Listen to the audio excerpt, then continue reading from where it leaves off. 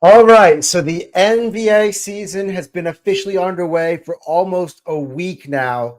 Um, and yeah, we're a bit late to the party on this preview, but it's a long season, 82 games. And look, we're here to break it down for you guys. Who will ultimately come on top and win this NBA championship? Will it be the Boston Celtics who win it back to back, defend their title? It's looking likely, isn't it? It's looking likely. We're going to break down our tiers and our rankings of how we see this NBA season. I can't wait to break it all down for you coming up right here on the NBA show.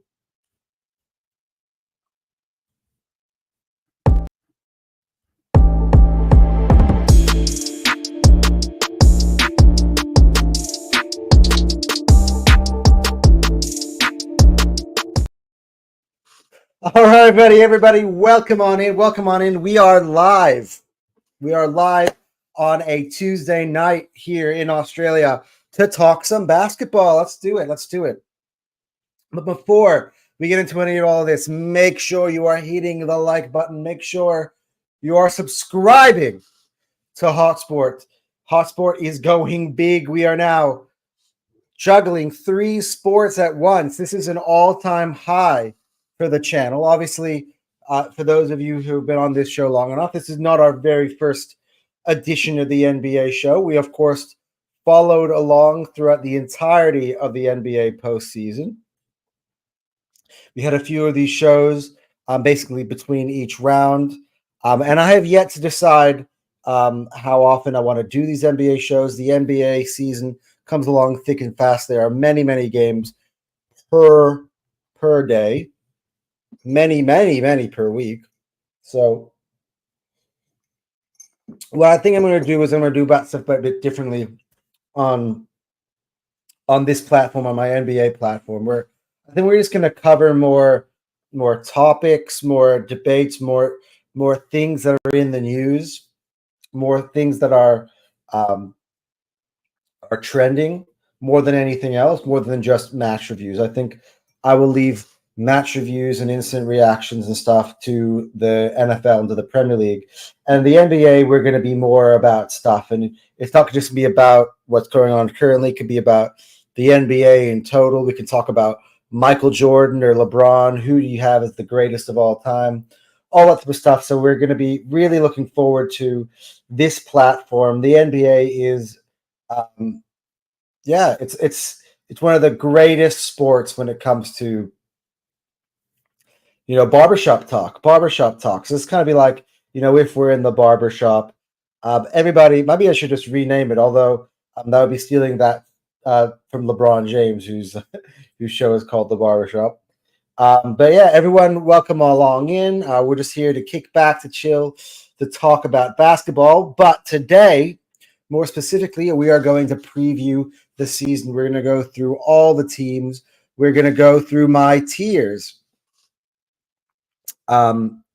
So you're going to have to bear along with me as I bring on my slideshow and stuff today. But so let me explain to you necessarily how the tiers work. Because the NBA is different beast, it's hard to do power rankings. I like to group teams into different bubbles. And look, one thing I will say throughout my research, at least of this season of these rosters this year, is that I think I have them in 3 tiers, but there are really 4. I think the Boston Celtics are, and they are the champions. And I didn't feel this way about Denver last year, but they are by far and away the best team in the NBA. Like, there's the Boston Celtics, and then there's my second tier, which is called the contenders. So contenders, and I have 11 contenders, including Boston, but we'll just call it 10.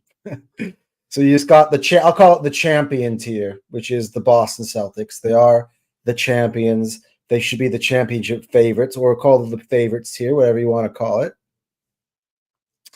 But and then we're gonna read out. So contenders, there are up to 11 teams that I think So if I'm talking about when you say Boston Celtics or the field for me are the other 10 in my contenders tier. I don't really foresee the NBA champion coming out of the other 20 over 19 teams. The second tier is the tier of 10. I call them the challengers. So what the challengers are teams that I expect to make the playoffs and could cause an upset or cause trouble to the contenders if they were to meet them in the playoffs. Um, so I don't expect the challengers to get anywhere really past the first round of the playoffs, but I expect them to make the playoffs or fight for the play-in tournament. Then there's the third tier, and I call it the underdogs. Now, the underdogs mostly are made up of teams. It's 9 teams, and it's mostly made up of teams that we don't expect to make the playoffs. However, I've used the term underdogs because underdogs don't always lose. Underdogs can win. So what it is that the expectation is that they are not going to make the playoffs, but we don't rule it out. The ceiling for these underdog teams, in my opinion, is a play-in appearance. That's the underdogs. And so the way that the conferences are is that I feel like the Western Conference is a lot deeper. So Western Conference only has 2 underdog teams and 13 teams that I think can all be in and around the playoff mix. So 1 to 13 could all make the playoffs in the West. In the East, it's a lot more slim. I actually have 5 contenders in the East and 3 challengers, and yeah, so only up to 8, which means I've got a few in the East. If you're an underdog, you have a higher likelihood of making it into the play-in tournament. And there are yeah, as in there are more underdogs in the East as there are in the West, if that gives you an inclination. So let's go through all the teams. Each team is going to get their shine today. They're going to get a quick 1 to 2 minute preview of their season. I'm not going to get too deep into it. We're not going to get too deep into tactics or good things. But I'm going to give you basically in those 1 to 2 minutes my reasoning as to why I believe that these teams are in these tiers. Let us begin. Let's begin with the East. So we'll do the East first, and then we'll do the West. So we'll start off with the underdog tier, and the team that I have ranked 30th in the NBA. And this is embarrassing for me because as we're 1 week into the season, my favorite team, the Milwaukee Bucks, who are, you will find out what's here they are later, have already lost to the team that I have ranked 30th in the NBA in the Brooklyn Nets. Now, it's interesting how quickly things change in the NBA. Only 2 seasons ago, did the Brooklyn Nets possess one of the best players in the world in Kevin Durant? Only 3 seasons ago did they have Kevin Durant, James Harden, and Kyrie Irving all together in the Brooklyn Nets, a star-studded team that will put the fear in everybody, the potential of what that Brooklyn Nets team could have been. And of course, obviously, we went through a 7-game series with them back in our championship year where famously Kevin Durant's toe was on the line and the game went to overtime in game 7 and the Bucks went on to win it. This team is looking a lot different now. Like the main headline star of the Brooklyn Nets is Cam Thomas. Cam Thomas has been lighting it up early on in the season. He has got around 30, averaging about 30 points a game right now. Yeah, and he's on fire. The other guy, see, this is interesting. See, I have as number 2. By the way, these starting 5 projections I have on the school of graphics here, it's not necessarily the starting 5. It's what I believe are the best 5 players on the team in order. So then you have Nicholas Claxton second, which is interesting because Nicholas Claxton, back in those old, not old, but the Kevin Durant, James Harden, Kyrie Irving version of the Nets was a bench player. Yeah, I think there are some times where he would start, but mostly he would come off as an alternative for them. I believe Blake Griffin was in that team, and who else was DeAndre Jordan was in that team. Maybe Nick Claxton was actually getting the action starting at center, but see how crazy it's changed. And there you also got the likes of Cam Johnson, obviously famously good, was a really good role player for the Phoenix Suns. Dennis Schroeder in there, Bojan Bogdanovic, but the depth in this Brooklyn Nets team is not that great. They lost Mikal Bridges, obviously, in the trade with the Knicks, and Bogdanovic came the other way. I thought was a really good trade for the Knicks. Given the age disparity and the talent disparity at this point in each of their careers. I forgot what else went in through that deal, because Brooklyn must have gotten more than just Bogdanovic in return. But yeah, the reason why the Nets are the 30th, and let's not waste our time today. Let's try to fly through this show. Let's try to get it done within the hour, because generally these preview shows are the longest ones because we're just trying to do it. But anyway, the reason why I have them ranked dead last is that there's no star power in this team. Now, that could change. And the beauty of the tiers is that the NBA season is predictable. Although teams might start off in a certain tier, it's how I project them to be in the season. The play on the court can dictate. Cam Thomas scoring 30 points a game. If he keeps that up this year, that's an all-star appearance. And all of a sudden, there is some stardust in this Brooklyn Nets team, or you could say that there always has been in Cam Thomas, but he just has yet to be recognized as a star. But the Nets are ranked 30th for me, but they've actually started off the season pretty well. All right, the Washington Wizards also in the underdogs tier in the East. Again, look, one thing I'll say is that it's very, very even. Even a lot of along the landscape of the NBA, which I think is what Adam Silver has kind of wanted. And I think overall, with the exception of Boston, I think you got it. I think a lot of these teams have got very capable players who can carry the water on every given night. They can catch fire on every given night, and that is what the NBA is about. Underdogs could still beat contenders throughout the season, as you've already seen. So far this season. You get good shooting night, get a good effort going, and anything can happen. And look, Kyle Kuzma has been a solid NBA player in this league. That's who I have projected as the star man for the Washington Wizards. But look, there's no real star man in this, but you have a lot of really solid guys. And you got UC Valanciunas, who's been a very, very, very reliable center in this NBA. He can average you double digits per game. He's great on the boards. He's great on defense. Good interior presence. You got Valanciunas in there. Malcolm Brogdon. Malcolm Brogdon is very, very solid NBA guard. Obviously, formerly of the Bucks, the Celtics, the Pacers. So he's been around. He was on Portland last year. Jordan Poole was a promising young talent when he was playing with Golden State, playing next to Steph Curry and Klay Thompson. He was thought to be the next splash bro. Not to be. He was traded, obviously, last season to Washington. This is his second year playing in the Wizards. And then you got Kilbert as well.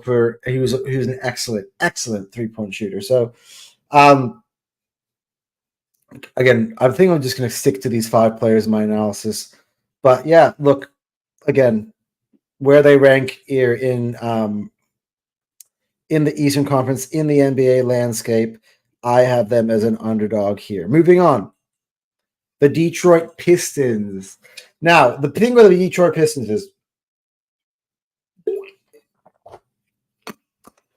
I think this is a team that has got great potential. You look at this team, look at this lineup. full of first-round draft picks, right? You got Cunningham in there. You got Duran in there.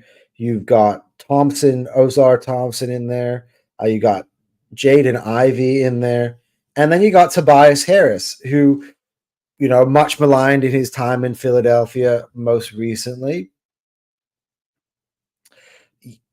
Tobias Harris is going back to the team where he came from. They played many years ago in Detroit, but he's going to be a nice veteran presence in there for the Pistons. And look, if Cade Cunningham can stay healthy, if some of these players can live up to their billing as what they were, the prospects they were coming in to the NBA, I think that this team could move themselves higher up. They could exceed expectations. Look, they gave the Celtics a good run for their money the other night.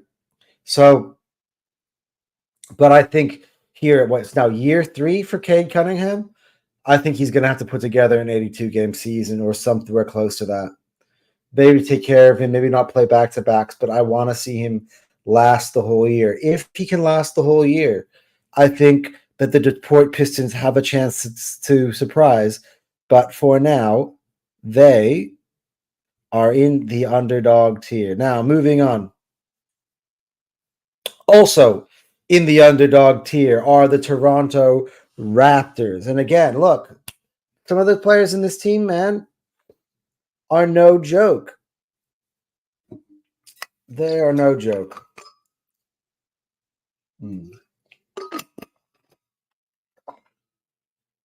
Scotty Barnes is a very, very good player in this league. I think he was a smash steal as a first-round pick a couple years ago. His coach obviously spoke very highly of him last year in that famous press conference. And then you got RJ Barrett, traded from the Knicks in the midseason before the deadline last year. Fellow Canadian, grew up probably as a Raptors fan himself. Was a really promising player playing along Zion. In college, he was good for the Knicks. My friend, who was a Knicks fan, really was, sad to see him go.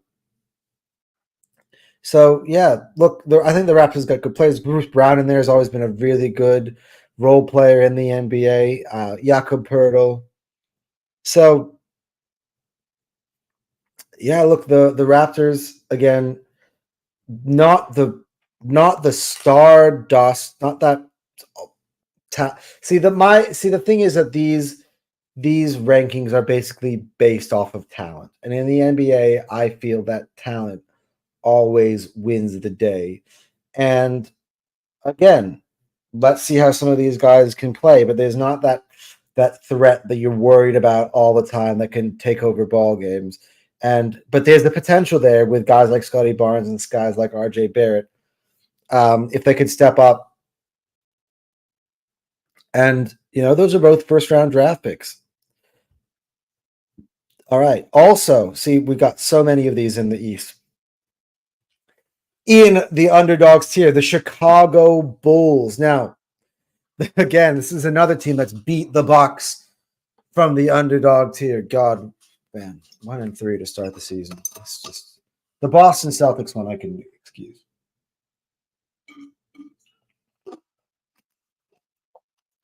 Man, I'm gonna start. Yeah. I kind of wish that I did these a couple weeks ago when I had more enthusiasm for my Bucks, but I still gotta, it's an 82 game season. A lot has to happen, but yeah. Anyway, the Chicago Bulls at the point I'm gonna get to after I went on that tangent. The Chicago Bulls have got a lot of players who can kill you. I project this as a team that could very well. Now, what did I have in my thing? Okay, you're pushing playing zone, but yeah, they got a lot of players that can kill you. And if Lonzo Ball could stay healthy this season, he still hasn't really featured much at all. They obviously brought in Josh Giddey. That's a really good piece I like in there. Kobe White, man, he is a Bucks killer. He's a baller, man. When this kid gets on fire, man, he could. I think he's going to have a breakout year this year. The signs look that way early. He's just got that in him, sort of like that Tyrese Maxey sort of element to him. And of course, you got Nikola Vucevic, who's been an all-star in this league on multiple occasions, and Zach LaVine. Zach LaVine, what else can you say? Carries the water for Chicago Bulls. Now, of course, no DeMar DeRozan and stuff. So the Bulls have fallen a little bit in this tier to the underdogs tier. But again, the NBA has got incredible parity, and they still have got many players on this team that you have to respect, and they are a type of team that could surprise on any given night. Now, a team that I have predicted to make it in the play-in tournament, which is, I think in their good seasons the last few years they've been around there, and that's the New Orleans Hornets. Now, again, they're gonna have to see almost a full season coming up now from LaMelo Ball. I think that's important. And Brandon Miller had a chance to have a good rookie campaign last year. So you're going to put hopefully a healthy Brandon Miller and a healthy LaMelo Ball together. You got Bridges up in there. And so, look, the Hornets are the Hornets. I think, again, they're a nice young team. They need to pop. I think they this is now year 3 of LaMelo. They need to really start, and if they can make it into a play-in tournament or push it to trying to creep into the playoffs somehow, could be where they're positioned. But at the moment, I have them as underdogs. All right, finally in the underdog tier in the East, so you have a lot. So you think that they're all underdogs, but the East has just got a lot more than the West. The West only has 2 underdog tier teams in the West, and the Atlanta Hawks. So this is a team that obviously not far removed from being a contender when they were in the Eastern Conference Finals. Now, obviously, this is a different iteration of the Hawks, but Trae Young is still obviously a star in this league and can light anybody up any night. But I think they lost to DeJounte Murray. I think some of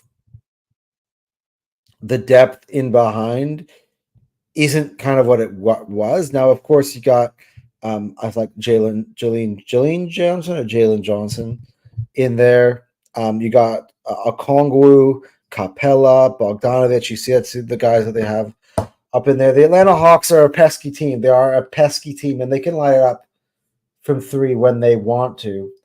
But yeah, they again, I have them in the play-in tournament. That's where they've been basically the last few years. And they're a team, again, you get into the play-in and they take on a 7th or 8th team, one of the teams you have coming up, or taking on what I call a challenger team. And there could be a challenger team in a one-off game for sure. And so there's playoff potential as well with the Atlanta Hawks. But for the moment, they are in the underdog tier. Now, moving up finally to the challengers tier, I've got the Orlando Magic. Now, the Orlando Magic obviously lost in 7 games to the Cleveland Cavaliers in last year's playoffs. They were the 5th seed in the NBA. Now, I think a lot needs to be taken into account. Where do I have them? I have them ranked overall the 19th best team in the NBA. I have them as the 8th best team in the East. So I expect the Orlando Magic to be a playoff team once again. Now, Paolo Banchero has come along. He was an all-star last year, I believe. Franz Wagner, and I like Suggs. Added KCP in there. That's a really nice piece. And yeah, look, I think the Magic are good. I said as you know, in my eulogy for them last year, if you all remember all that stuff, I said that this is a team that I think has future, and the reason why they have future is because again of all the first round picks. Now we were talking about some of the other teams earlier, a la the Detroit Pistons, and this is sort of like what the Detroit Pistons could hope to be this year is what the Orlando Magic did last year.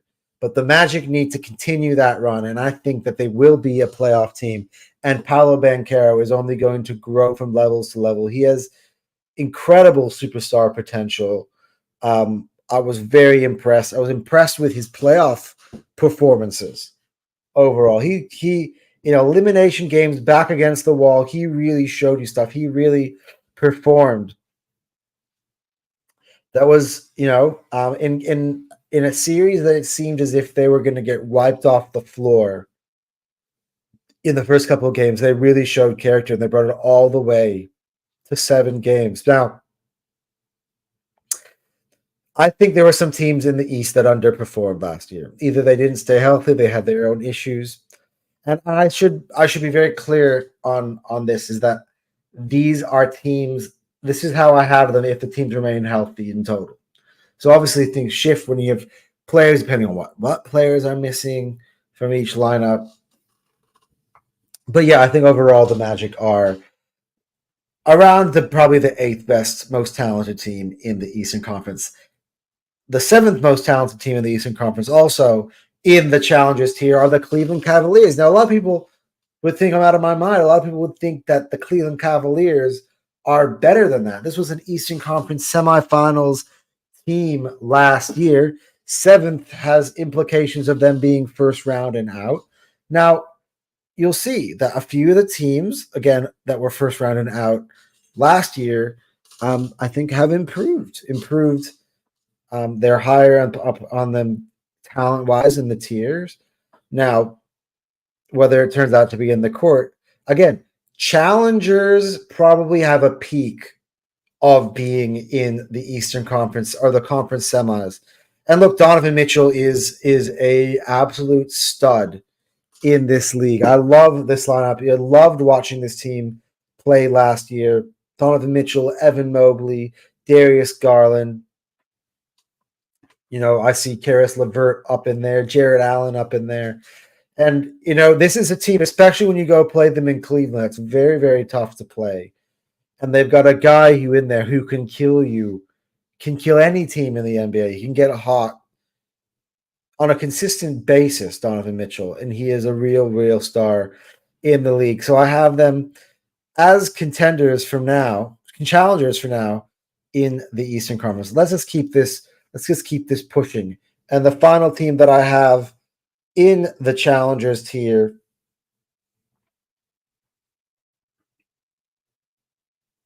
wait 1 second is I'm just having some StreamYard issues. The Miami Heat. Now, the Miami Heat are one of those teams, right? Where every single year you're like, you overlook them, and then somehow they end up in the NBA Finals. That tends to happen almost like every other year or so. So they happen to have that finals run, like think about it, in the bubble, finals run 2020. They made it all the way to the NBA Finals in the bubble, right? The next year, they lose. They get swept by the Bucks, right? Get swept by the Bucks, who eventually, obviously, went on to become the champs. Wait. And then the very next year, they make another deep run, right, to the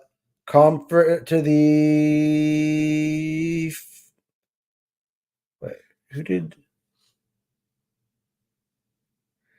the Celtics beat on the way to playing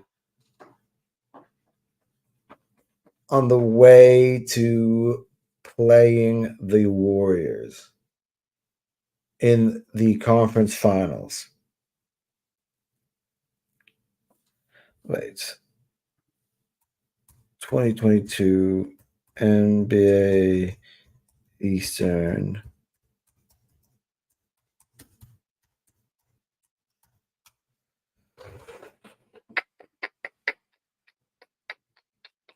Yep.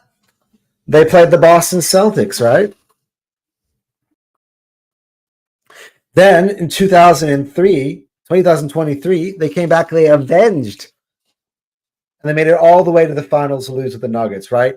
And then last year, of course, they bomb in the first round against the Boston Celtics again. So that's 3 straight years that the Celtics and the Heat gone head to head in the finals. Now the Heat are challengers tier, and I think this is exactly where they want to be.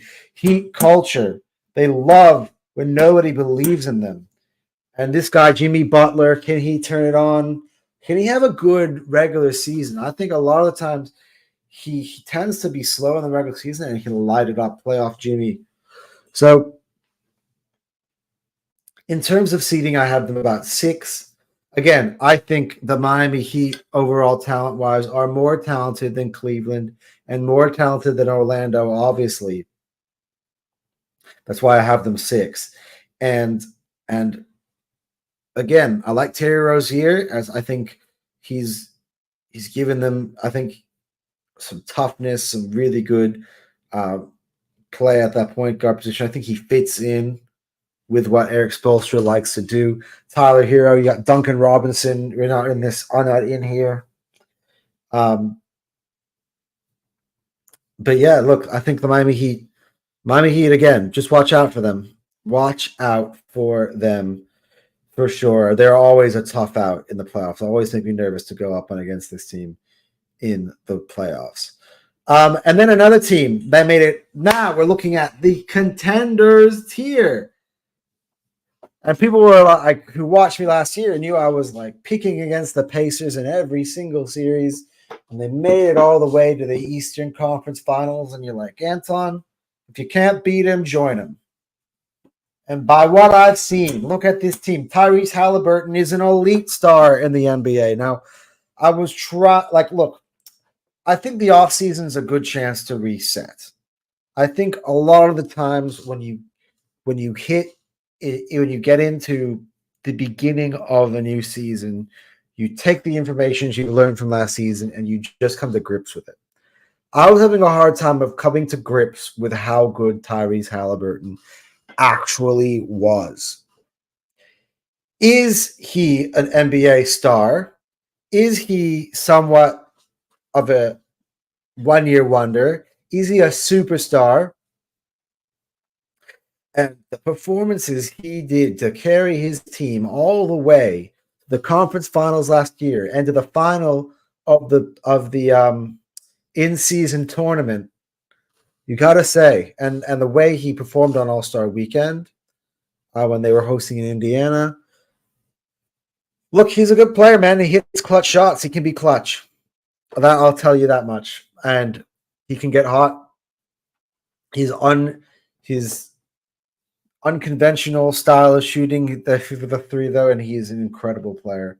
There's another player who used to play in Indiana had an unconventional style of shooting threes, and he happened to be one of the greatest three-point shooters of all time. You know who I'm talking about, Reggie Miller. Shout out to Reggie Miller. And, of course, they had Pascal Siakam at the deadline last year, Miles Turner, and then Andrew Nembhard, who I also underestimated. Again, yeah, if Andrew Nembhard, the way he was last year, shows up this season, man, they are good to go. And the Indiana Pacers, guys, they are definitely in that tier. They're not the best, the 5th best team. Now, 4th best team in the NBA. 1 second. 4th best team in not the NBA, in the Eastern Conference, according to me, in the contenders tier by Milwaukee Bucks. Now, 4th. It. Look, I gotta say, I can talk about the Bucks. Now, I still believe that Giannis Antetokounmpo is the best player in the world. You heard me. He's still the best player in the world. There's no one like him in the NBA. I know because I get to watch him play every single week. Every time he has the ball, I know that there's a chance to score. Every time I need 2 points, I know that Giannis can get it for me. Now, one thing I said, and again, look, it's not started off well, 1-3 to begin the season this year. But look, Doc Rivers is gonna have had his training camp, so there's no more excuses for Doc Rivers. That's what I would say for this scenario. Dame and Giannis have had one season playing together under their belt. Can they remain healthy? Chris Middleton, who's by the way not been available, so he could be my get out card for the moment. And look, the question is, can this core, is it stale? Now, Gary Trent Jr. has come in. I think he's been a really good addition to the team.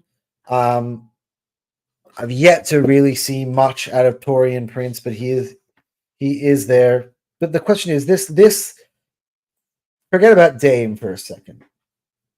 The other four here in this graphic: Giannis, Middleton, Portis, Brook Lopez. That core four have been around for a while. Now, of course, it produced me that championship in 2021. But I feel like every single year I'm looking at the same core, I'm looking at the same team, and then of course the Bucks are able to win lots of games. And I need to know that this team can step up now in the playoffs. We've now had wake up call, guys. The Bucks have been knocked out of the playoffs 2 years in a row in the first round.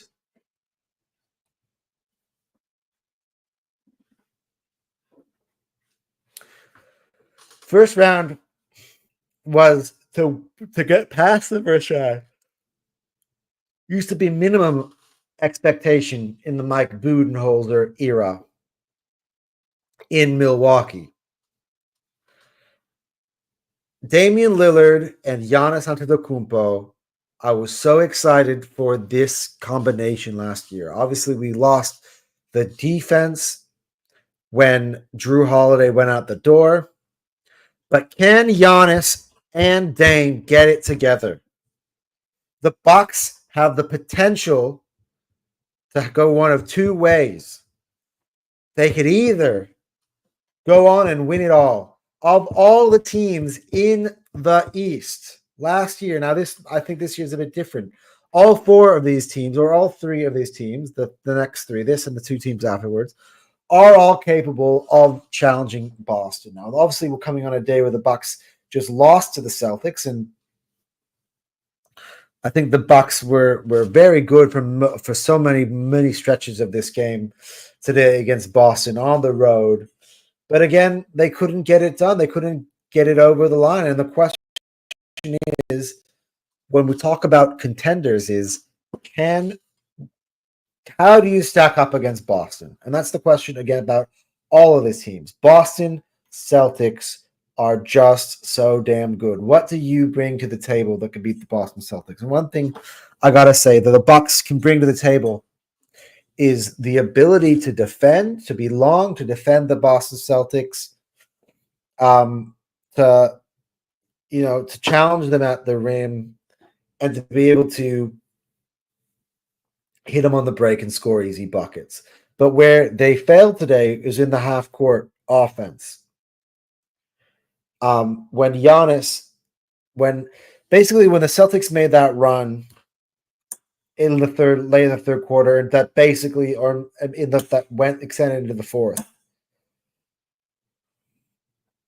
the Bucks just knuckled down in the one-on-one, and they ended up making mistakes. Giannis was forcing it. He was either getting offensive fouls or travels or whatnot. And the Celtics were incredibly physical. The Celtics showed today that when they get into trouble, they can get physical. They can get into your heads. And That's what happened. That's what happened to the Bucks today, and Giannis needs to be healthy in the playoffs. Absolutely needs to be healthy in the playoffs. One thing that really killed me is that Giannis was basically not healthy from after game one, and well, Giannis didn't even play at all, did he? Giannis didn't play in the playoffs at all, and Damian Lillard. Damian Lillard also got injured during the playoffs. Chris Middleton carried the team for a certain point and then got hurt himself too. As you know now, he had to get off-season surgery. So this has got to be the last roll of the dice here with this version of the Bucks. And what I mean that is, I mean the three players to the right here: Chris, Bobby, and Brooke. Giannis and Dame, I think, have got years in them, and I think the Bucks made it very clear that they wanted to put those two players together. Dame was that roll of the dice to try something different. Giannis, if the Bucks are not relevant without Giannis. But how long could they rely on those other three on that left hand side, and I more specifically the right hand side, and I almost talk about Chris and talk about Brooke because I think year on year on year, I think Chris is just never healthy anymore. One thing I used to carry count on Chris Middleton, he was there available every night. We're now on the third season now of Chris not being able to play back to backs, Chris missing huge amounts of game time. Yeah, and again, I don't think he started the season in any of those last 3 years. But yeah, the Bucks still though. Look, I'm starting to be too frustrated about this. The Bucks still are a great team. Damian Lillard and Giannis, that inside, that outside. Whenever I need a three, I got Dame. Whenever I need to attack the rim, I got Giannis. And the Bucks need to pick it up this season. But overall, they have the talent. Don't not get me wrong. I feel like I'm not doing my team a good service here. They have the talent, and they need to. Like the question is this championship or bust for the Bucks this year? I don't think Doc gets a chance beyond this year. He's got to deliver something, something promising. He's got to deliver even something promising for him to remain in the job because, yeah, I think this is the last shot in the NBA, but I believe in Doc. I gave him the excuses last year of having to come in the middle of the year, no training camp. This year he's had it, and this year he's been able to acquire some players he likes. He's been able to add players into his own coaching staff, Darvin Ham included. So, yeah, look, we move on now.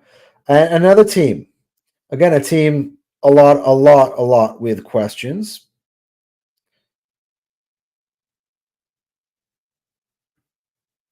And that is the Philadelphia 76ers. Now, of course, they went big in free agency. They brought in Paul George. Again, not available to start the year. Joel Embiid. Come on, man. Are you a perennial NBA All-Star or what? What are you made out of? How are you not ready for the first game of the season? Where is this MVP fraud, Joel Embiid? Is he going to show me something this year? Now, I do have the Sixers ranked ahead of the Bucks, and that's just because I think Tyrese Maxey is an absolute stud. I have nothing bad to say about Tyrese Maxey. Joel Embiid is, again, look, how much as I like to troll him, it's just because I'm frustrated with his inability to hit the expectations. Look, again, Eagles fan here, we all know. I have a slight soft spot for this team, although I get into Twitter arguments with their fan base. But it's mainly just because they've never really reached expectations. And it's almost like the opposite of the Eagles, where their fans. What would I say here? Their fans think Joel Embiid is this amazing player, and he never really seems to show it. And I want him to show it to me. Giannis got his title. Joker got his title, and they think that he's in that realm. But the dude just does not show up in the playoffs. Now, Paul George, another player who has had really bad luck in the playoffs in general. This is not the I've heard playoff P, but is he? Is he really playoff P? I don't know. I don't know. But look, one thing I said, talent wise, depth wise, I like Paul George more than Chris Middleton right now. That's all I got to say. But the 76ers, this has got to be their last roll of the dice of the Joel Embiid experiment. Because if this thing ends in the first round, again, I think that they need to either build the team around Tyrese Maxey, trade Joel Embiid, get some good. You can get some good assets for Joel. You can absolutely get some good assets for Joel. Let's move on. We're almost done with the Eastern Conference, and then we'll make it into the West. And the main challengers I have to the Boston Celtics this year, and I think it's frightening. The main challenges I have to the Boston Celtics this year are the New York Knicks. Now, Jalen Brunson is one of my favorite players in the NBA. He won my heart. He won my heart during last year's NBA playoffs. Incredible. Just what a performer. The amount of 40-point games. I think there were some 50 ones in there as well. That this brother put up on a nightly basis in the NBA playoffs was absolutely insane. Now, they put their chips into the middle of the table. Now, a lot of the players that I liked, more specifically Dante DiVincenzo, who was clutch for them in many points, one of the heartbeats of that Villanova core, was sent shipping, and they brought in, with Julius Randle, by the way, Karl Anthony Towns. Now, I think this was a great trade for both teams because for the Timberwolves, we'll get to them in a second, they needed more balance to that lineup. So let Rudy Gobert being the anchor and then having some more stuff going around there. Some good, better perimeter players as well. A guy like Dante DiVincenzo should be perfect for what the Timberwolves is, at least I hope. Because I thought that he found a home in New York. And if he's going to get traded to Minnesota, he better take that New York form and bring it to Minnesota. But Karl Anthony Towns is that star that the New York Knicks have been trying to trade for years. And I'm not saying him specifically. This was an opportunity that fell into their lap, a deal that they were able to pull. But Karl Anthony Towns is a great, one of the best centers in the NBA, and he's got a great perimeter game. The inside-outside complement to Jalen Brunson should be so exciting to watch. And then as well, you add Mikal Bridges, who, again, was the star on Brooklyn last year after the KD trade. It was basically the three of the four in that Suns team that made it to the finals. He has got. I love his game. He's great outside shooter. He's a great perimeter defender. And I think this is great. And of course, you got OG Anunoby, man, one of the best perimeter defenders in the league, one of the best 3-and-D players there are available. Remember Bruce Bowen? I feel like OG Anunoby is the modern day Bruce Bowen. And then you've also got Josh Hart. So, look, one Villanova boy went out in Dante, one came in Miles Bridges, and the New York Knicks. This team is stacked. Man. Look at that starting five. And they've gone all in. The New York Knicks, man. Knicks fans, This is the best. This is the best team I've seen you guys put out since the 90s. Even in those Carmelo teams, this is Mari Stoudemire, if you recall. This Knicks is amazing, and Jalen Brunson, bro, dude, I'm just so I just what an amazing pickup that he came. He was basically a bench guy for Dallas, and he comes to the Knicks, and he absolutely lights it up. So look, I think, as I said, the last two teams, the Nets, the Knicks, the Sixers, or the Bucks are the main teams that I have challenging the Boston Celtics. These Boston Celtics, and again, contenders tier is it's a bit of a slight on the Boston Celtics as they currently hold the belt. They are currently the champions, and I had to watch it firsthand today. They give me depression because they are so good, especially at the Garden.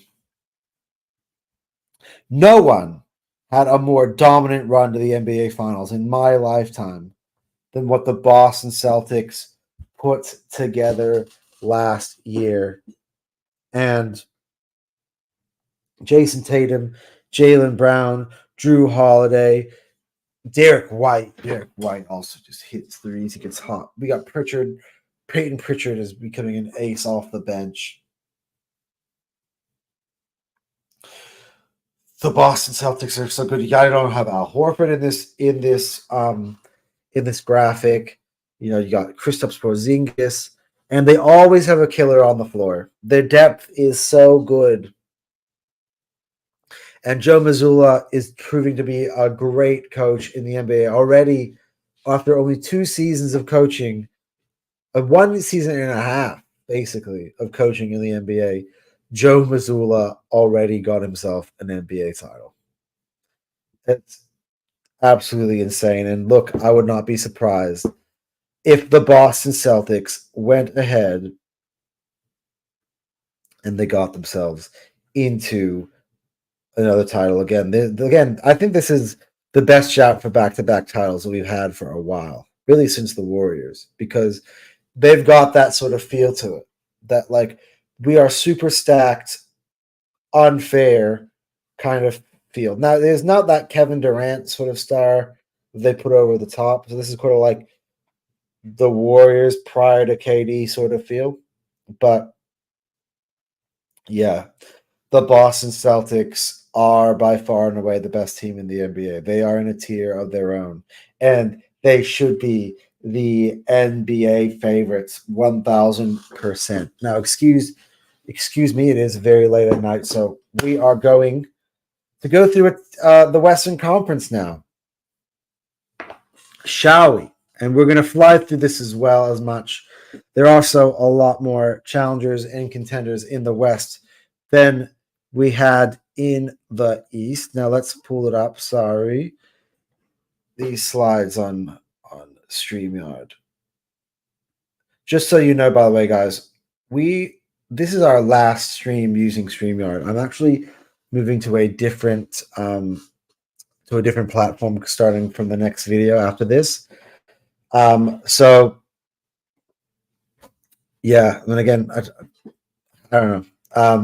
I'm on StreamYard, and I know that they monitor every single one of these videos, so maybe I shouldn't talk poorly on them at the moment. All right, the Utah Jazz. I had them as underdogs, dead last. Keontae George in my graphic somehow got shoved to the corner. Oh, great.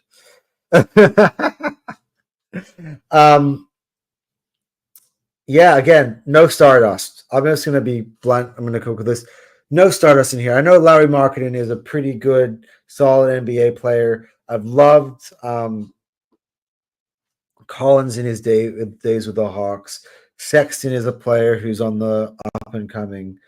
But overall, the Utah Jazz are a team without real championship pieces, if we're honest, and they are definitely in the underdog tier. Now let's see how else in the West. The other team in the underdog tier.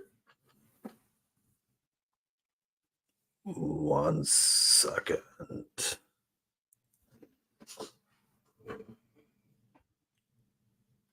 The Portland Trail Blazers. Now, again, you have star. This is the reason why they're underdogs. Star player DeAndre Ayton. He's a 3 at best on a championship team, an almost championship team. It was a 3 on the Phoenix Suns that almost won a championship. You got Jeremy Grant, who's a very solid NBA player. I think I love Anthony Simons, big fan. Obvia, they've picked up from Washington. But overall, I don't see this team challenging for the playoffs even at all. But now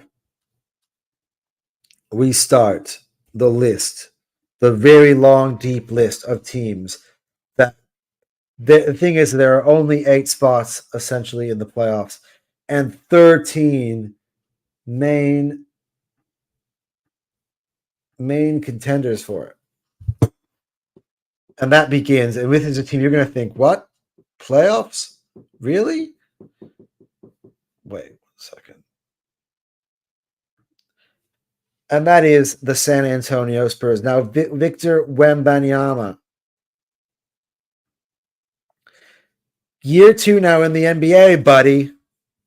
It's time to start leading your team to somewhat of the promised land.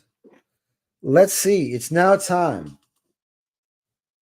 It's now time, Wemby. And they've got you CP3 to play with. Now, the reason that this is the main reason. Now, we don't know because you just kind of always have to be cautious with some of the stuff. Is CP3, what is he going to be in the NBA this year? Is he still going to be a star guard? He's been given a lot more responsibility now here in San Antonio. And you'll have to see. We'll have to see. This is a young lineup. Like similar to the Pistons, they got a lot. Pistons, Magic in a certain way, but I think kind of, again, better team. Much better team. And I think CP3 is great for Wemby in this time of his career. And I believe, look, the Spurs could totally miss out on the playoffs. It's but they are very much capable of not just making the playoffs, but being, but maybe even being a 6 or 7 seed, maybe at their absolute peak. I think the Spurs could do it. Sorry for the analysis here. It's just I was meant to do this in earlier time, but now it's a bit late and a bit tired. So we're just going to fly through the West. Another team, challengers in the West, the Los Angeles Clippers. And you think, what? Only challengers? Are they not in the contenders tier? Let's be real. Right? First round exit again last year. Kawhi Leonard, are you able to be healthy, mate? James Harden, how long is this guy going to be happy here in LA? And they've lost Paul George, but Norman Powell, he's been with them before, obviously. Zubac, you got Derrick Jones Jr. on here. I just think the 1-2 punch of Harden and of Kawhi at this point in their careers right now aren't necessarily what it used to be. Wasn't the threat what it could have been a few years ago. And I think the LA Clippers, again, could make the playoffs easily, but they could also miss out altogether. There's so much talent in the West. It's so again, one step ahead of them, I have in the Western Conference, the Golden State Warriors. Now, Steph Curry, obviously the greatest three-point shooter of all time. You got Draymond Green in there. Now, Klay Thompson, you notice the absence of Klay in that lineup. And he's now gone to the Dallas Mavericks. So Time to step up for some of these younger guys in the Golden State Warriors team.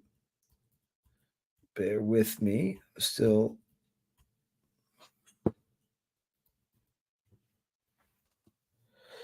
Yeah, I mean, wait, give me 1 second. Sorry, it's just the slides here. They only have a lot of maximum amount of slides. Yeah, this isn't. I use a different program when I do my NFL top 10 list, which I think works a lot better because I do post editing, where this was pre editing. But as you can see, though, with these graphics that I put together, that's the reason why the delay for me bringing on this show. But yeah, look, guys like Jonathan Kuminga, I like Buddy Hield. There's a good piece to kind of replace Clay.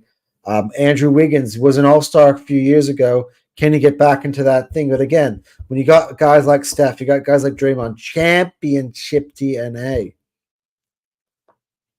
They're always going to be a threat to anybody they play, and a chance to make it into the playoffs. But again, they're also in that sort of place in the Western Conference. They're challengers, but they could also miss the play-in tournament, maybe even altogether. Like 3 challenger tier teams in the West will miss the play-in tournament. Let that sink in. Tier 2 teams in this league, 3 of them in the West will miss out on the play-in tournament.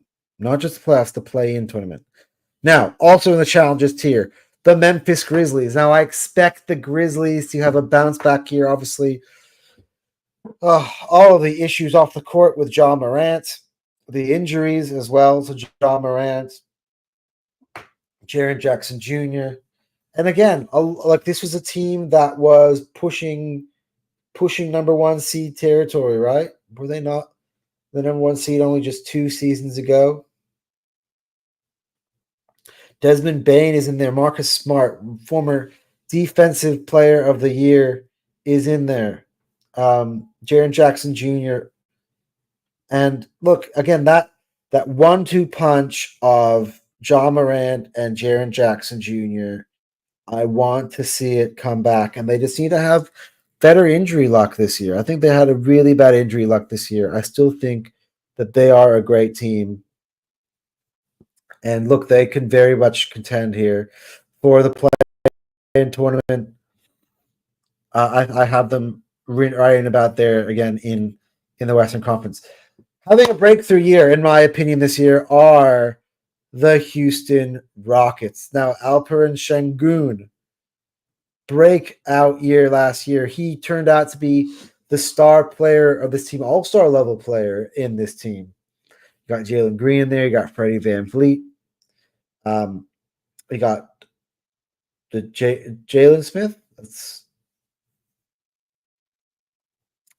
And yeah, look, I think this is a team full of very good first round talent. And I think, I think that this year, look, I thought that last year it was an impressive looking roster. I think this next year they take the next step, and the Houston Rockets will challenge, but they'll play in the play-in tournament. I think almost for sure. I actually think that they're going to sneak in there, could even be in the playoffs this year. And this would be the first time, post that James Harden sort of era, for the Rockets to show up. Now, in the challengers tier as well, the Sacramento Kings. Now, of course, DeMar DeRozan is now in town. I think it's a great addition to the Kings. He gives them like a different element.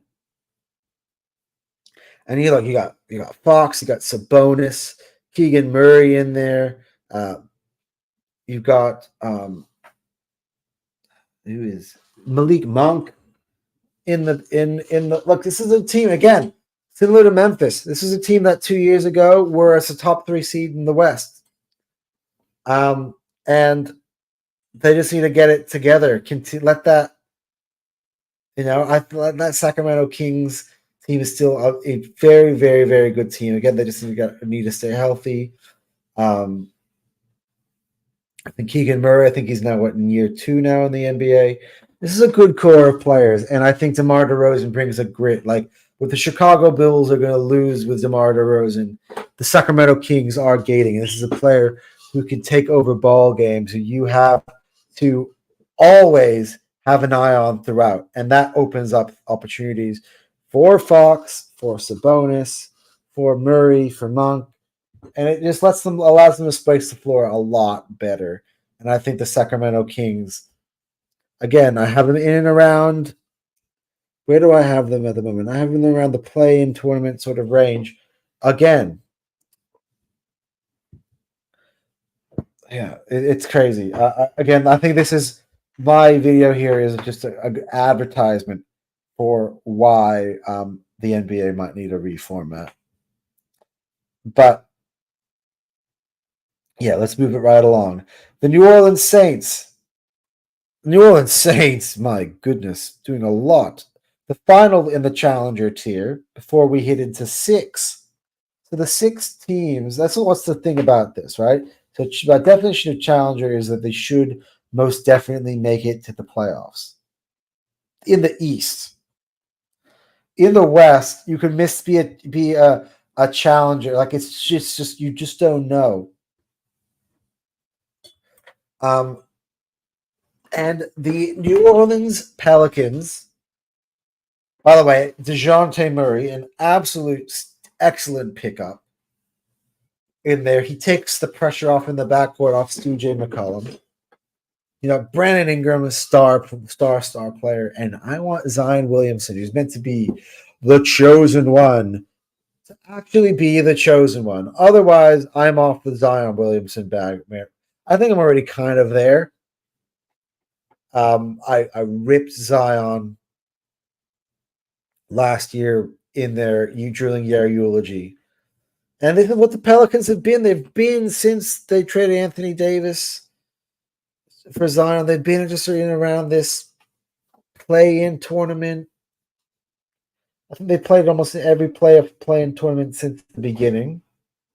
Didn't they? Wait. Didn't they play Portland Trailblazers in the first ever play-in tournament in the bubble? Was that Pelicans? I think it was.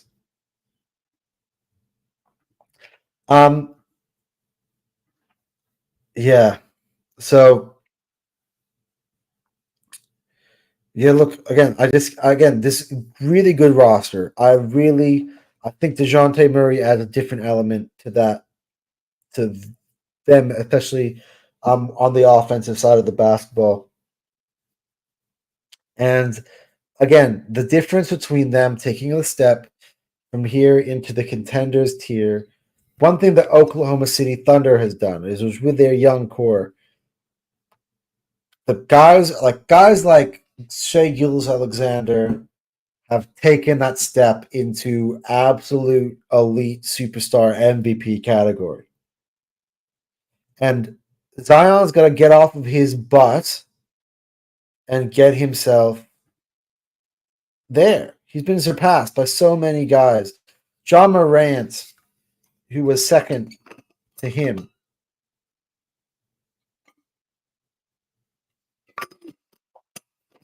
has already made deep playoff runs in his career. Now, the former champion, the Denver Nuggets, they start the contenders role. And now, one thing you see on my rank of 11th. Now, they came into my power rankings last season. Now, I obviously didn't have a show back then as number one overall as the defending champions of the NBA. Russell Westbrook has been added, a bit risky. Well, Stephen A. Smith said this very, very well the other day, and that is that the Denver Nuggets are looking old all of a sudden this season. I think they looked old. Now, this is not a term I used for them in the playoffs last year, but it's something that Stephen A. opened my mind to, and I've just kind of in the rearview mirror think about it. I think they look old as well when they played the Timberwolves last year. The Timberwolves, especially as that series wore on, definitely they had the team with more energy. And look, The Nuggets, again, championship team. This reminds me a bit about the Bucks after, similar thing. And like we won the championship the next year, went out in the conference final, which is what happened to the Nugs. Now they're going to need to get a very healthy year from Jamal Murray this year. I don't know what Russell Westbrook brings into this team. It's a very odd addition. I think anytime anybody picks up Russell Westbrook now, you think it's an odd addition. He is not anywhere near. His best thing he is now is a impact 6-man type of guy now. And for the Nuggets, a team that's meant to be in the contenders, to bring him on in there is an interesting move. But Nikola Jokic is one of the best players on planet Earth. Still, for me at the moment, and as long as that dude is in that lineup, the Denver Nuggets will always have a chance to win ball games. And the Denver Nuggets still intimidate other teams in the NBA, kind of like they do to this team. Wait, coming up. Wait, 1 second again. Everything's slow. Oh my God. All right. Like they did to the Lakers. The Lakers are 1,000% intimidated by the Denver Nuggets. They're going to have to hope that their road to glory does not run through Denver this time around. But LeBron James, now the highlight off-season pickup for them, isn't even on this graphic. I don't even know if he's really going to make... Look, I got my own questions on the Lakers. And the reason why they are top 10 on this list is because I have so much respect for the greatest player of all time, LeBron James. I have so much respect for the likes of Anthony Davis. D'Lo. Austin Reeves has become a real good surprise young player for them. But J.J. Redick as the head coach of the Los Angeles Lakers is absolutely weird. I made the joke when it came up. I was one of my bosses because he actually coaches basketball, youth basketball. I said, you have coached more basketball than JJ Redick in your life. Now he's not. JJ's now coached a few NBA games, right?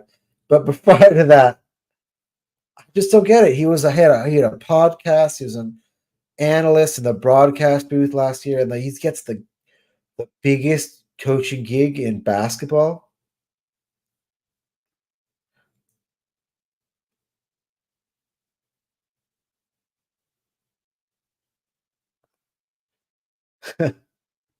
My girlfriend, thanks for the comment. Hourglass, purple sand, orange, babe. Oh, I love when my girlfriend gets involved from the other room. She's commenting on my colors. I'll get more clarification on that later. Yeah, but look, the big story for the Lakers, Bronny James, and again, I don't think he's going to be any sort of an impact player for them this year. I don't know if he'll be an impact. Sorry to burst the bubble. I think it's a nice story. It's nice to see that LeBron's boy gets to play with his son, which, by the way, should be a warning to the Lakers because LeBron said he plans to play until he can play with his son, and now that has been fulfilled. So I'm question is this LeBron James' last swan song? And if he is, this is one of the reasons why I actually do have the Lakers as contenders, because again, LeBron James is the greatest player in my lifetime, and what a great way, sweet way for him to go out with one last title to put him really in that GOAT conversation once and for all with Michael Jordan. And of course, in this humble man's opinion, he's already surpassed Michael Jordan. But a lot of people think he has got a lot more to prove. To to do it, and he doesn't have much time to do it with. But I think so. With all the, he's up the number 10. A guy who has over 10 finals appearances, the all-time leading scorer in NBA history. Give it up for one LeBron James, and I will always respect you, my friend, until you hang it up. And as any team with LeBron James in there is always going to be a contender. Now, speaking of Michael Jordan, a guy who I think resembles Michael Jordan very much, and we're starting to get to the end of this show. We'll try to definitely max cap it up at 1 hour and a half. Is Anthony Edwards. And again, the Minnesota Timberwolves made a roll of the dice in the opposite direction. I think it might really work tactically because I thought it was an awkward fit, Rudy Gobert next to Karl Anthony Towns. Now you get to remove the Twin Towers, remove one of the towers. I think you got Julius Randle, who offers you something totally different to Rudy. And then you got Dante DiVincenzo, who can space the floor, hit clutch shots. He's a really, really good team player, really good hard worker, energy guy. And I think he's a perfect fit for the culture of what Minnesota Timberwolves can bring. And the Minnesota Timberwolves had the best record in the NBA last year. I think Anthony Edwards is on his way now.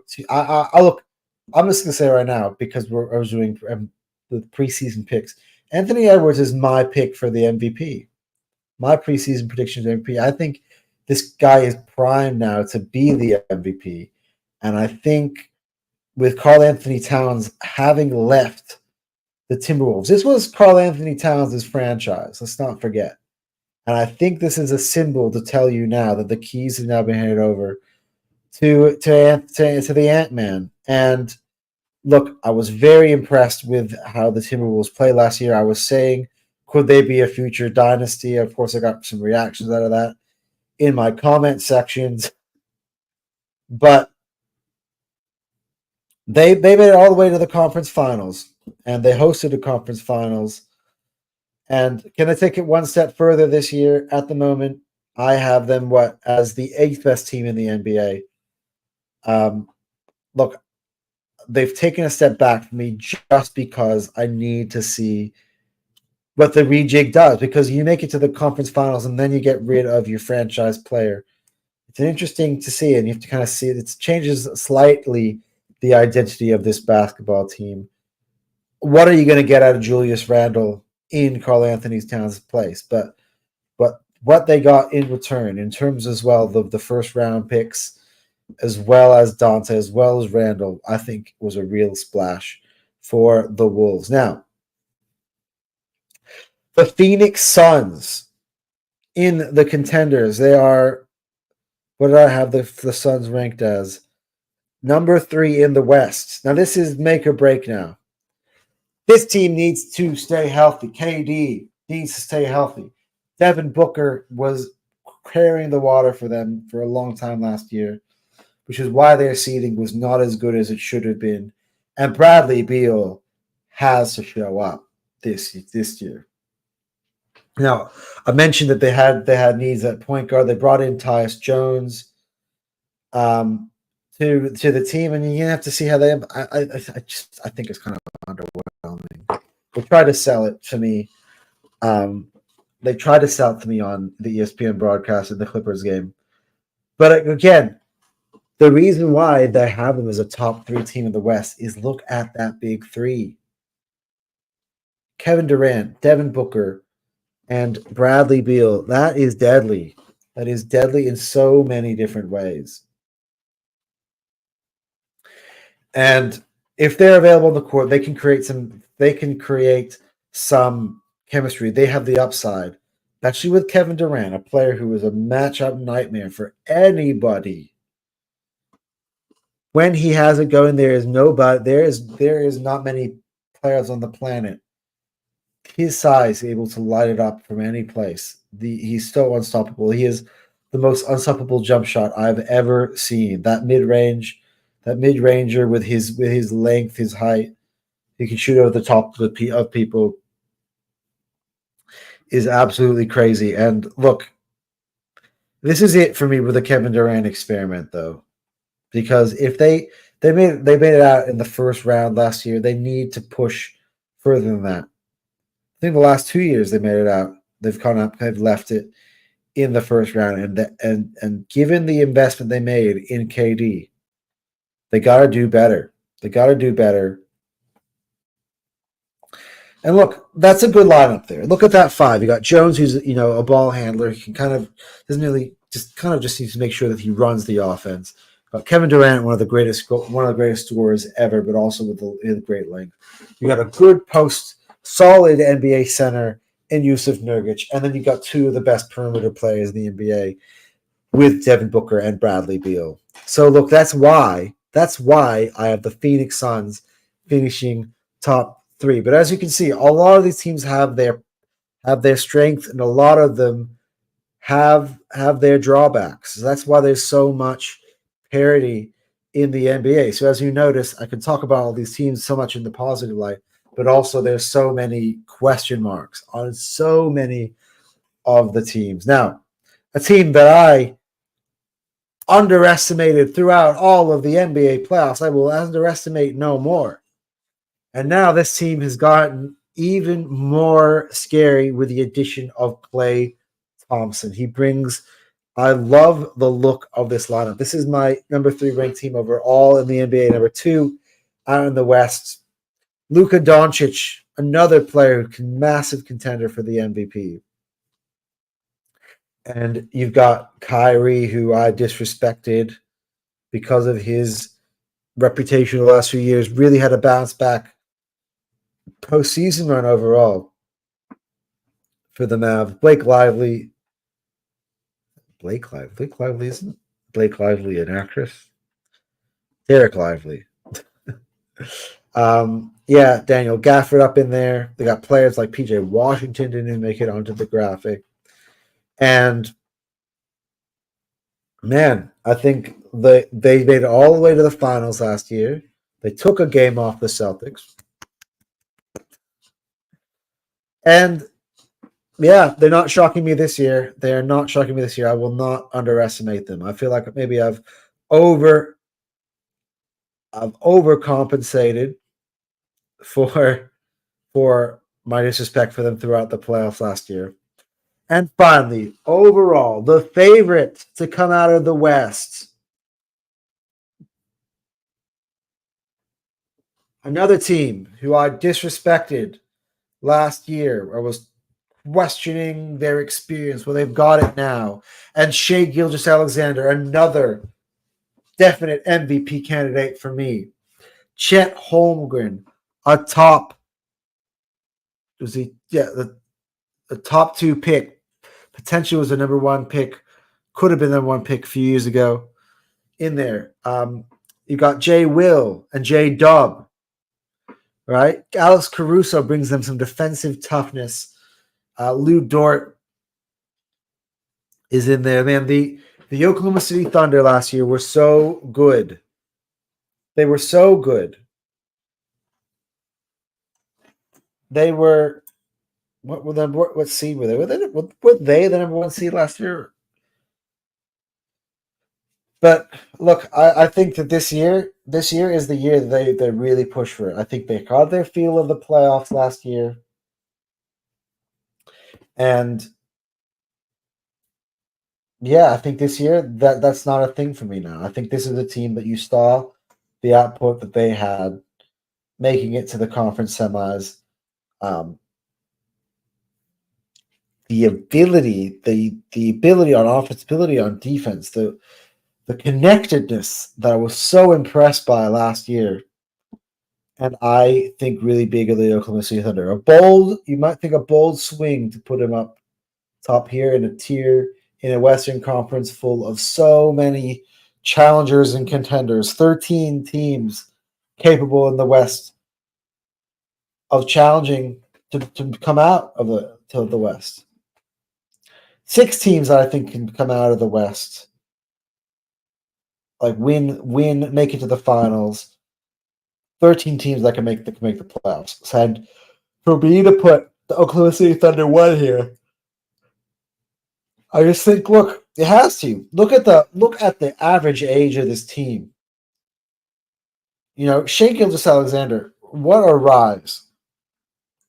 When he was back with the Clippers, he was a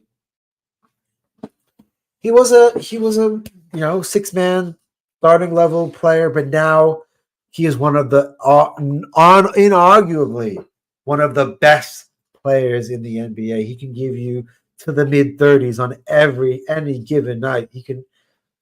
And he is such a good player, not just a good scorer, good distributor. And look at that supporting cast: Chet Holmgren, top pick potential here. Played basically his first season last year. This year, I think he's going to be even better. Jalen Williams, and I think Caruso gives them that defensive toughness that maybe Josh Giddey never really did for them. And I think it was a shrewd move. I thought it was a good move for the Thunder. And anyway, that has been sort of how I broke down. These have been my NBA preview, guys. It is late here. I said I will go over no more than 1 hour and a half, and now we're at 1:25.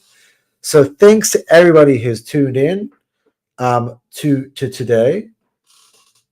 My girlfriend is telling me that she wants me to bring the dog back inside. She's communicating to me through my YouTube stream. Love you, babe. I will do that. Anyway, thank you guys for whoever has made it through. Make sure you're hitting the like button, babe. Hit the like button. Okay, set the example. Make sure you're subscribing if you're enjoying the content.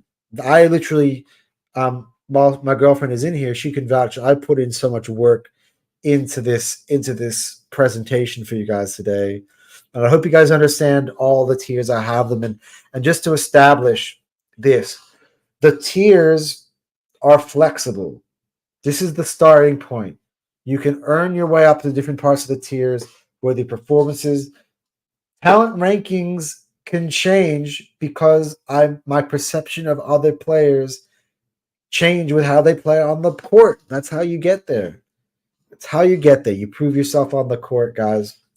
And any team can be any team on any night. It's just the NBA, which is why I can't be doing top 10 power rankings and stuff. You have to be a little bit more lucid here, a bit more fluid. And that's kind of the reason for why I have done the way I've done. So anyway, guys, look, we are still trying to figure out how we're going to format our NBA coverage this year, but this was a good start. I hope you guys enjoyed my presentation, my graphics. I know it's a late hour, so I wouldn't give you the full energy, but of course, the top 10 power rankings is coming, and my girlfriend says, go to sleep. So that is what we'll be doing. And yeah, we'll be ending the stream now. Thank you guys so much for tuning in. Until now.